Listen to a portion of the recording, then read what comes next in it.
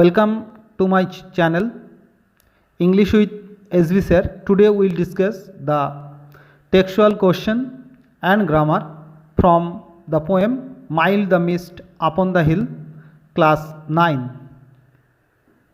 In the exercise 1 we can find 6 MCQ or multiple questions. The first one is the mist was upon the. There are 4 options. The correct options will be hill. The students are told to look at the line 1. You can find the answer. The mist was upon the hill. Mild the mist upon the hill. So hill is the correct answer. Number 2, the sorrow of the day is described as silent. You can see the line 4. This answer is given in line 4. Number 3, the hall door mentioned in the poem is. The correct option is old. You can look again line 8 and find the correct answer. Next, number 4, the poet watches the cloudy. The answer is evening. You go through the line 9 and find the answer evening. Number 5, the color of the mist is blue. Again, the answer is in line 11. Now the last question, question number 6, the damp stands on the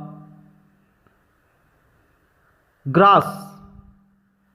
You can find the answer in line number 13.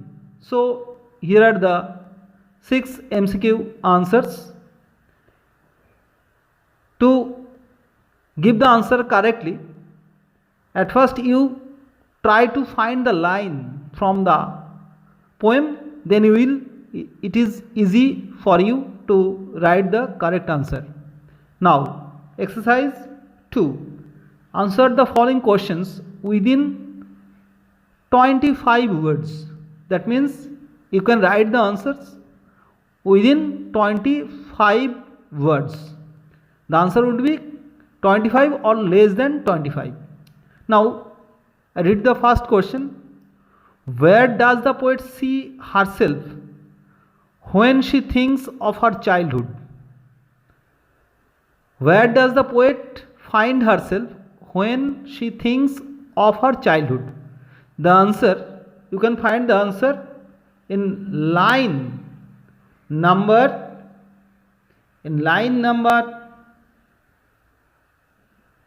7 and 8. In line number 7 and 8.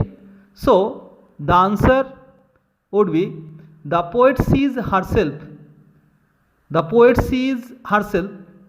This portion is taken from the question. Now it is your answer portion. Beneath or under her father's sheltering roof and near the old hall door. This portion is the answer. You can take from line answer.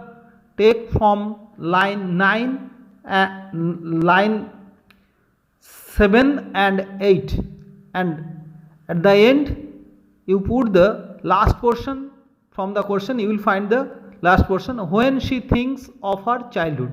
So the answer would be the poet sees herself beneath her father's sheltering roof and near the old hall door when she thinks of the childhood. So it is very easy to write the answer. Just look at the lines number 7 and 8. You will find the answer. The second question is, or the last question is, what did the poet watch on the cloudy evening? What did the poet watch on the cloudy evening? Now open your text book. You can find the answer in the lines number 11 and 12. Find the line number 11 and 12 and you will easily write the answer. So the correct answer would be, on the cloudy evening the poet watches. This portion, you write this portion from the question. On the cloudy evening the poet watches.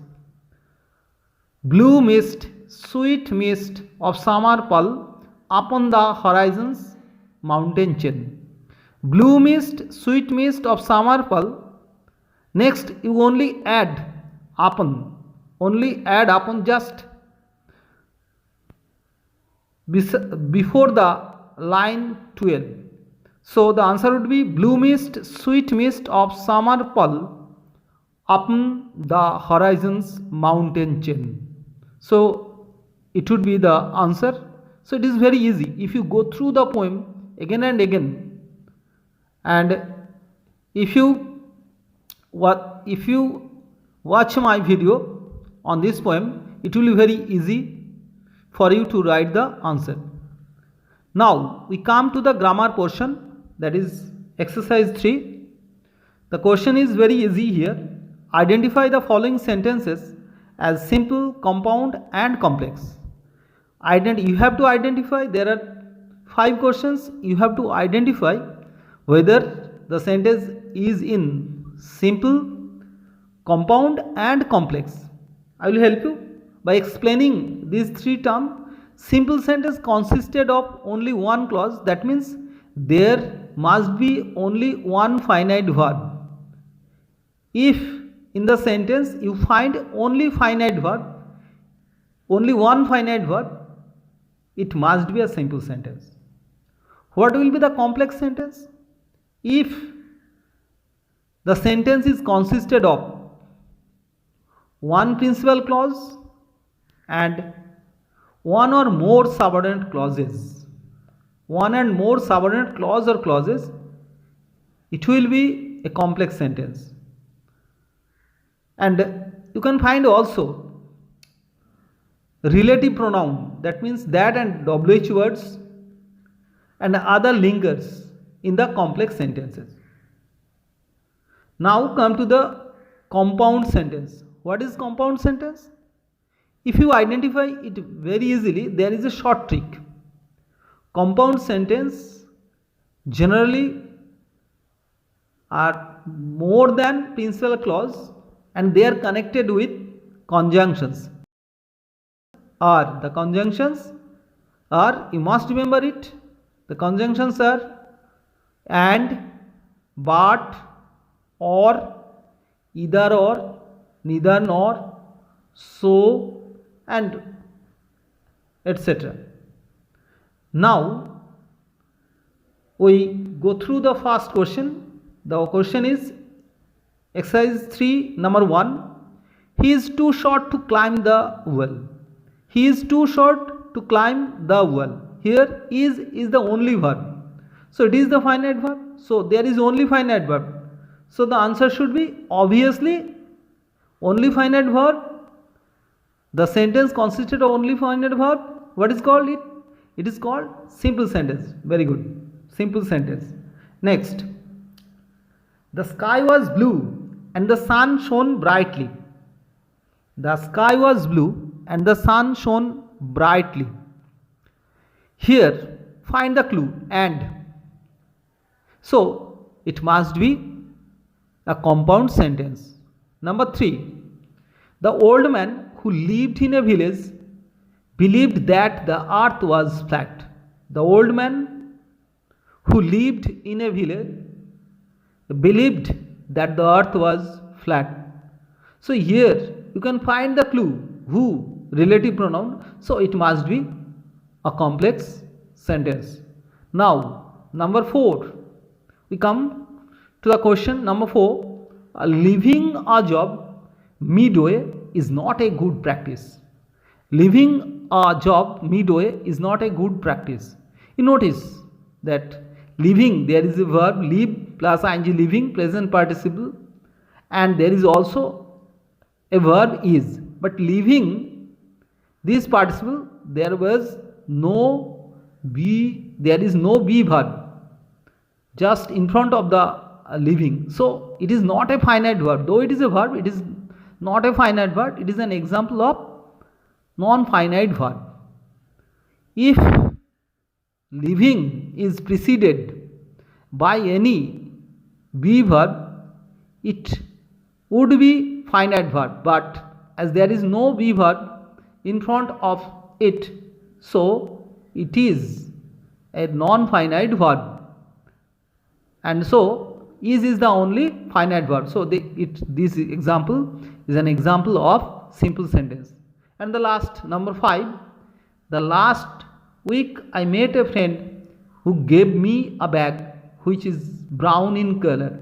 There are two clues, who and which, so it must be an example of complex sentence.